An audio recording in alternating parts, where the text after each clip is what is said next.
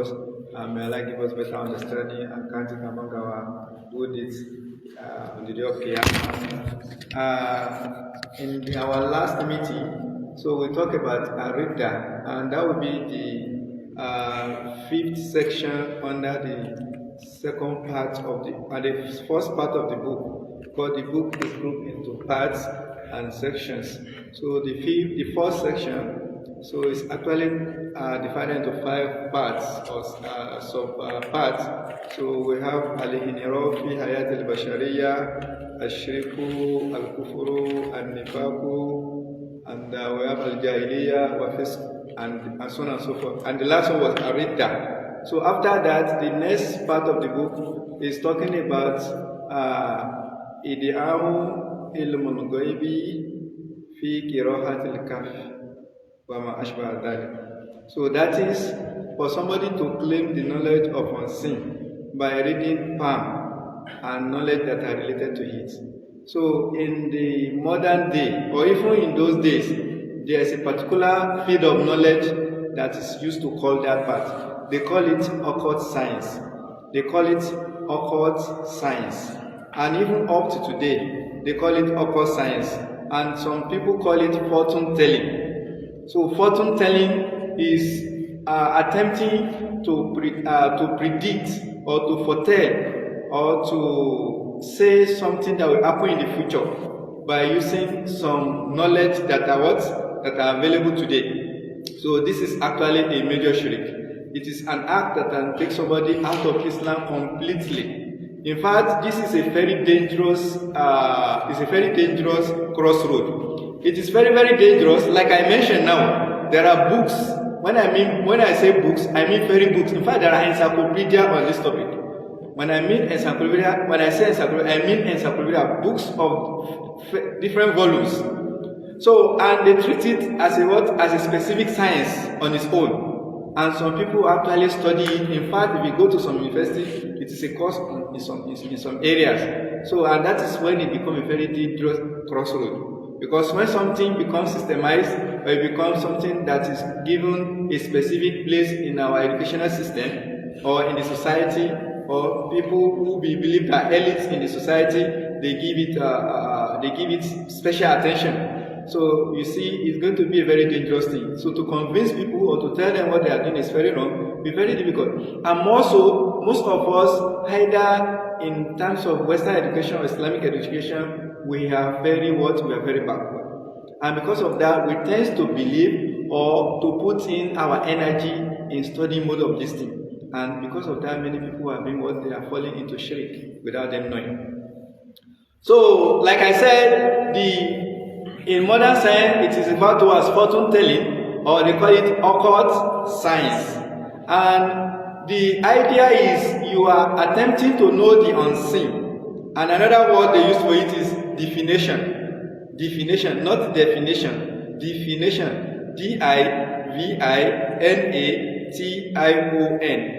So, and in this definition we talk about, there are many means of define or trying to know the future. There are many means they use. One of the means they use is the one that is mentioned in this book, and that is what? Qira'atul Kahf. That is reading of palm. So they call it palmistry. They call it what? Palmistry.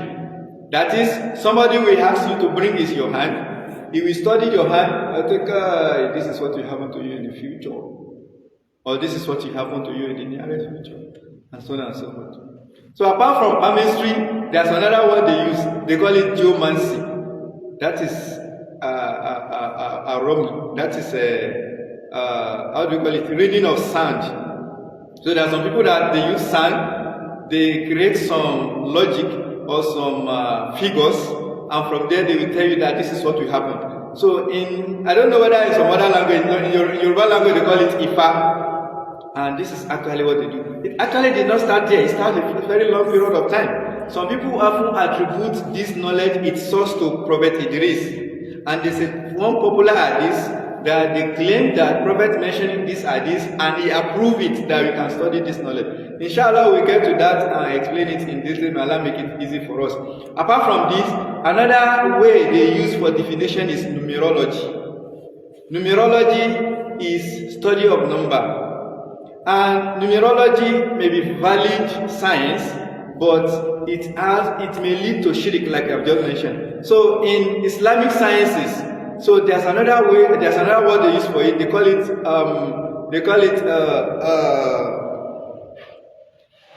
there's a particular science, actually Islamic science, that they also used to refer to this. It escaped my memory, but as soon as I remember it, I'll mention it. So in short, this divination we talk about, they use different way. Apart from this one we mentioned, there are some other way they use cards. You know they play cards. You know this card that they play as game. They use it as a means of divination also. And somebody can also use stars. It is also mentioned in this book, at Tenjim. So they also use that. They call it Tenjim. That is Tenjim. So at Tenjim, it is called astrology. So we should not make mistake in differentiating between astronomy and astrology. So astronomy is a valid science. That is study of the stars in order to know what? In order to know time and places or geography. Even Quran mentioned that this is one of the reasons why these things are created, for us to know us, to be guided, especially when we are traveling on the sea. So this is a valid science. Astronomy is valid. But astrology, it's when people study science in order to what? In order to talk about future, or in order to predict future, in order to claim the knowledge of what? Of unseen. So these are among some of the means of divination that people use in those days, even up to today. So two of them are specifically mentioned here, but we are actually going to talk on all of them, inshallah. Like I said, it is sometimes called what? Fortune telling. That is predicting the future, or it is called what? Occult science. And like I said, it's a very wide field of study. And it's actually full of shirk. From beginning to end, it's all about shirk. Because what they want you to do is that they want you to claim to know the unseen.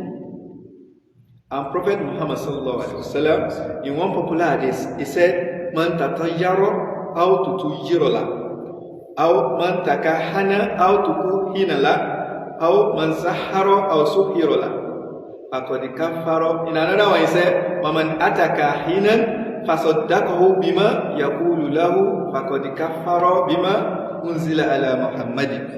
He said, anybody that do tatayyur, whether you do it yourself or it is done to you or for your sake. At tatayyur, in those days, tatayyur can mean different things in different contexts. But in this context of this hadith, what it means is that to try to know whether your journey will be successful or not. In those days, when Arab went to travel, that is during the period of Jahiliyyah, when they attempt or when they are planning to travel, they will fly a bird to the direction of their journey. If they are going, their journey is to a particular direction, they will fly a bird to that direction. If that bird continues to fly in that direction, it means the journey is what? Is going to be successful. If the bird changes direction to any other direction apart from or different from that direction, it means there's a danger ahead. And such a person will abandon the journey. This is actually height of shirk. So there was a time during the time of Ali ibn Abi Talib. So when he was fighting the Khawarij, because there was actually a conflict between Ali ibn Abi Talib. So he was traveling. He has had an hadith from Prophet Muhammad that some people are going to emerge at the end of time, and it's going to happen at a particular place. He was going to cross a bridge. Then when he was about to cross a bridge, he met an astrologer. And the astrologer told him that he have a vision for him that he should not travel, the road is not safe. Ali ibn Abi Talib, he refused and he disputed and he disregarded the word of this. This is an attempt to make me to commit shirk. And he traveled, and the journey was successful, and he even defeated. He became successful. So, and sometimes when you are told this, there are some, like we have it in many places, like some people will tell you that when you don't travel on a particular day, if you travel, this thing may happen to you, and this thing will surely happen. And because of that, many people will believe that this is a reality, that somebody that was warned in a particular way, and what he defies the warning, the consequence was his. he faced the consequence. Because of that, I will not try it. So if you believe in it, you have actually committed shirk. You know, the way the thing happens is this. When they claim the knowledge of unseen, or when they say there's a danger ahead of your journey or any part of your life, so they are actually jinn. They are actually evil spirits that are attached to it. And they will make all efforts to make this thing to be a reality so that you believe. And that is exactly what Shaitan wants. He has promised in a number of places in the Quran that he is going to mislead us by any possible means. He will start from shirk. This is one of them. He said, فَبِمَا أَغْوَيْتَنِي لَأَقْعُدَنَّ لَهُمْ صِرَاطَكَ الْمُسْتَقِيمَ. So he is going to sit in the right path. So this is one of them. So Shaitan, if they say you are going to face a danger on the journey, Shaitan and his ally, his soldiers, the jinn, they will create problem for you on that journey. And you actually experience danger. And because of that danger, you believe that that person have the knowledge of Jum'ah. Wallahi, nobody have the knowledge of himself. Ilm Ghaibi belongs to Allah completely. Nobody have the knowledge. So let me digress a bit before I go back to the story. So there was an incident that also happened some times ago. Somebody is a soothsayer. A soothsayer is somebody that claims to have the knowledge of seeing or foresee, or a seer that tell people that this is what will happen to you tomorrow in the future. And somebody wants to prove him wrong. So he went to pick some stone, some small stone. And he went to him that if you truly have knowledge of your sin, I have some stone in my hand. Oh yeah, tell me the number. He mentioned the number and it was correct. The number, the person actually knows, he doesn't know the number. He doesn't have the knowledge of a sin. So he went back and himself, he just took quite some number of stones without attempting to count it. And he went back to the man and he asked him, how many stones do you have in my hand? And he could not be able to say it. So why was he able to say it the first time? The reason is that while that man was taking the stone, the number of stone, the jinn are everywhere. They see you and you don't see them, like Allah mentioned in the Quran. So while he was counting it, the jinn are counting it with him. And these people, jinn are serving them. Anybody that is a soothsayer, a seer, whatever, or a magician, or a talisman, or anybody that practices sorcery, or anything shirk, there must be jinn that are working for him, that are serving him. So this jinn, like they want the man to continue in his misguidance, they will always do what will please him, what will make him to feel satisfied. And this is one of the human beings. When you feel satisfied in anything you are doing, or any place you are, you don't want to leave. You don't want to abandon it. Is that not true? So they want the man to believe that his way, his path he has taken is what? Is correct. So they have gone to tell him that this man is coming to test you, and he has picked up some stone, and the number of stone he has picked is this. So when he comes, tell him this is this. And he said so, and he was correct. But the second time he went, he did not even attempt to count. So the jinn themselves, they were creatures like us. The only difference between them and us, or between us and them, is that we cannot see them and they can see us. Another thing, they don't have body like us. They were made of energy.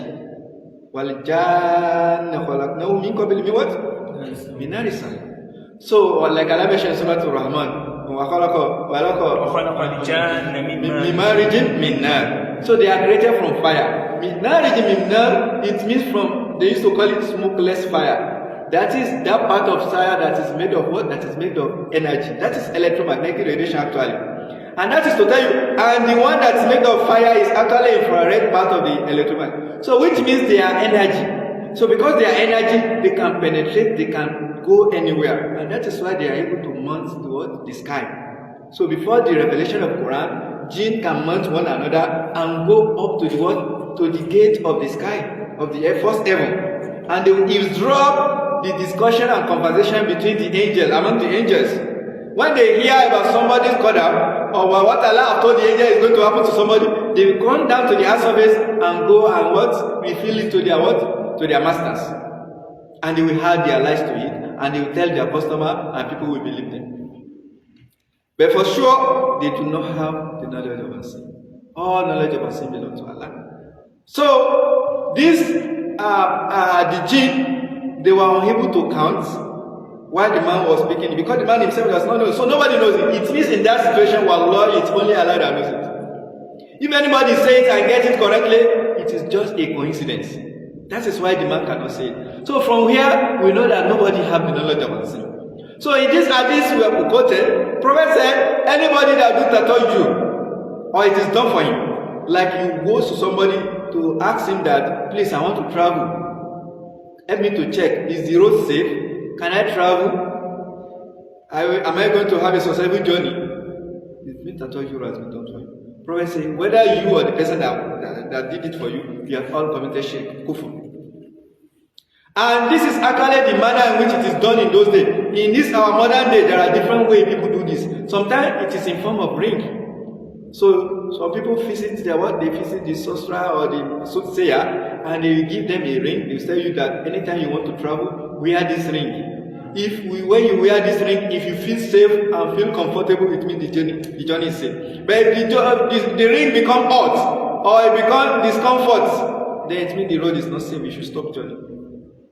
And there are some, they will tell you that, make sure that when you are traveling, the ring must be in your hand. Some people will be traveling. You can imagine woman madness. Let's say you are traveling to Kebbi from here, and that is just approximately 2 hour journey. And it remains 30 minutes for you to reach Kebbi. And you remember that you have not wear you have not put on your ring. And you say, no, I will not continue journey, I will come back. For Allah's sake. Remaining 30 minutes journey. You can see human psychology. So how many hours will take you back? And how many minutes will take you to where you are going? So human being will say, no, I have to come and take because you used to say I've told him that he has to wear the journey. So all these are form of tattooing. And he said, even when you do a soothsaying, if somebody foresee the future for you, so he said, all these are form of what? They are form of shirk. Anybody that did it, or you believe in it, or you approach somebody, or somebody do it for you, so he has become a kafir. Without that, and not a what? Not a kufru. That is what? That is minor. It is a kufru that have taken somebody out of Islam. So from here we are able to know that ilmul ghaib completely belongs to Allah. However, or before we even go there, so when we say al-ghaib, ghaib, knowledge of unseen, so it may be classified or categorized into 3 different things. It may refer to things that are happening in the past, or things that is happening currently, or things that will happen in the what? In the future. When we talk about things that has happened in the past, so if you are not there, if it does not happen in your presence, it is completely ghaib. You cannot have knowledge about it. Except the person that is present, like that kind of ghaib. If we talk about things that happen in this art service, it is relative. What we mean by relative is that if somebody was born, like let's say 40 years ago, and somebody is born today, you know, many things have happened before 40 years, isn't it? The person that is born today is still a human being, isn't it? Let's say it's now 10 years old. Now somebody who was born when those things are happening, it is not a ghaib to him. But you that is born today, it is a ghaib to you. So, when it can also refer to something that is happening presently. About the things that are happening presently, when we witness it, we feel it, or we sense it, it is no more ghaib to us. But there can still be something that are ghaib to us. Like we are talking about what? Jinn now. Jinn, they are part of the element ghaib. So if not because Quran tell us about it, they will remain ghaib for us. So, which means we can only talk about jinn to the extent to which Quran and Hadith has told us about them. Except you have personal experience about them. And that personal experience is based on reality.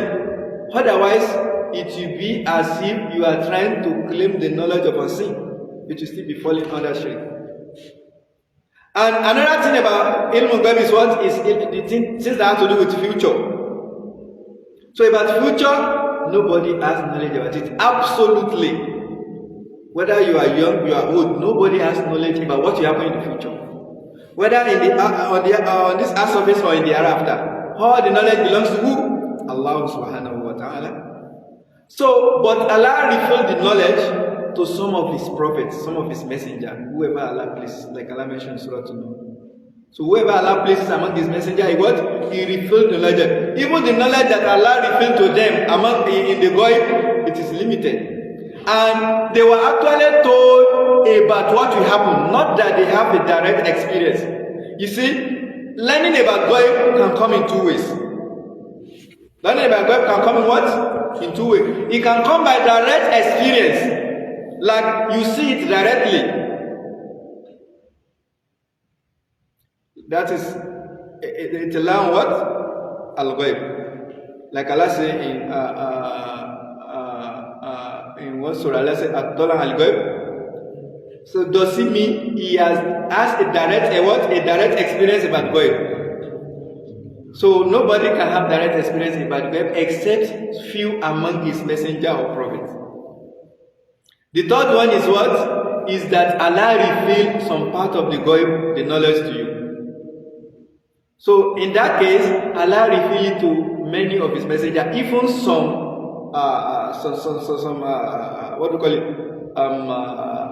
saints, some awliya of Allah. Allah sometimes revealed the ilm of some of the Ghaib to them, like Allah did to some of the Sahaba, like Allah did to Umar when he was the Khalifa. So He was controlling some people who have gone to war. They were in the war front. And Allah revealed it, and the revelation was that He was seeing what is happening clearly. So Allah can do that. But it is not proper for somebody to claim that he has knowledge of God. That is not the meaning. Allah may, because of your worship or your level of ubudiyya to Allah, may reveal it to you. But a righteous person, a real wali of Allah, will not claim the knowledge. There's someone will say, eyes pass eye, ear pass ear. I know more than you.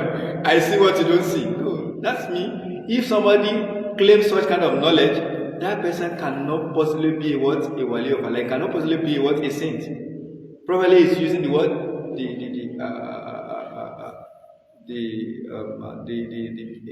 the power of jinn. So, and another important aspect of Ghaib in Islam, and that has direct effect on our Tawheed and our Iman, is the one that has to do with what the hereafter. So, and that is majorly what is being referred to when Allah talk about the Usul al-Iman, like Allah mentioned at the beginning of Surah Al-Baqarah. Allah says, Al-Ladina yu'minuna bi-what? So those who have Iman bil-Ghaib, and it's very, very important. And that is everything that has to do with what? Al-Akhirah. So everything from beginning, from the grave, from the death, whatever is going to happen up to the Akhirah, they are part of Ilm al-Ghaib that everybody must believe. And nobody has the knowledge except Allah. And whatever Allah has revealed to us in the Quran, we must believe in them. Like Allah has mentioned them to them. I mentioned them to us. So I've been notified that our time is up. We started late actually. And also the time of Maghrib. The time of Maghrib is very soon, unlike before, that we have to have Maghrib around 7 or after 7, but nowadays Maghrib comes in before 7, around 6 or after 6. So because of that, we are going to stop here today. May Allah forgive us whenever we have made mistake. May Allah give us better understanding of His speech. Subhanaka Allahumma bihamdik, ashhadu an la ilaha illa anta astaghfiruka wa atubu ilayk. Assalamu alaikum wa rahmatullahi wa barakatuh. Alhamdulillah, wa salatu wa salam ala rasulillah wa sallam sayyidina wa ala sayyidina wa ala illa mutabarakal muslim amma ba'd. Without wasting much of our time, we are asking question. So if anyone asks question, you can signal yourself so that Ustaz can entertain your question. Thank you very much.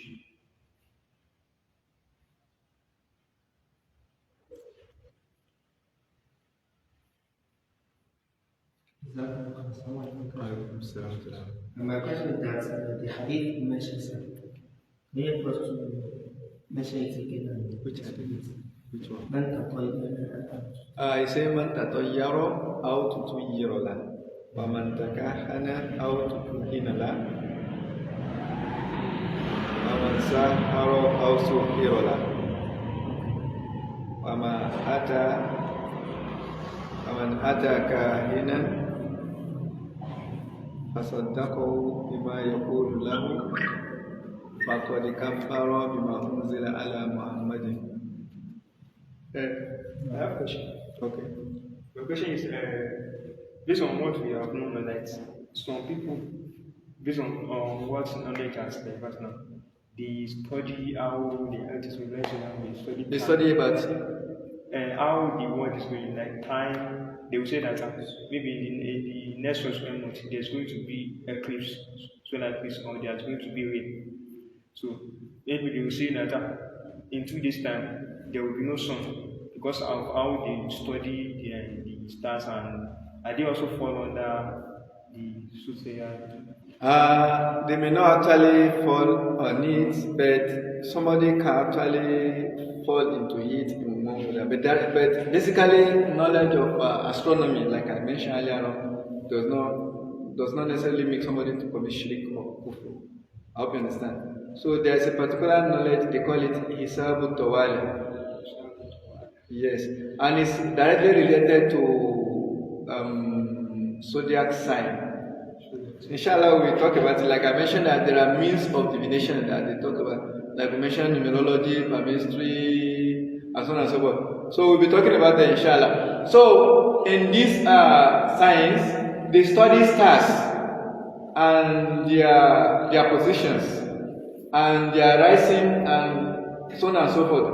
And because of that, they use that one to predict weather, seasons, when there's going to be rain, and so on and so forth. So, because of this, just like you study what you see, like you study the sun and the moon, and they have speed and the angle at which they move, and which they rotate or they revolve. So, if you study them, because of that, you are able to arrive at a particular time. That will not fall under Sheikh, actually. To not fall under somebody who is claiming to know Goyim. And it's actually correct. Except if you do not actually believe in Allah as Allah, but doing that actually does not make somebody to commit shirk.